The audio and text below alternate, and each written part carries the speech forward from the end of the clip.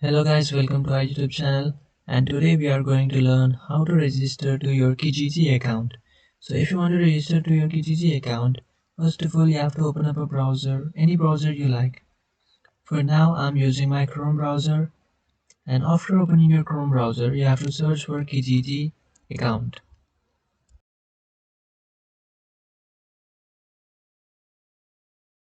You have to scroll a bit down and you will find Kijiji register. Just tap on register and it will take you to a page where you can register your Kijiji account. So in first blank you have to enter your username.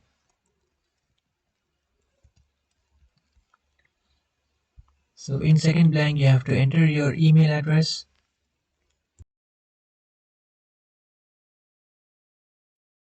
And in third blank you have to enter your password and re-enter that same password in the fourth blank.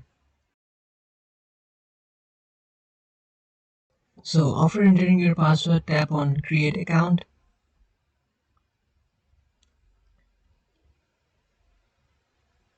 And after tapping on Create Account, you have successfully registered to your Kijiji account. So this is how you create a Kijiji account.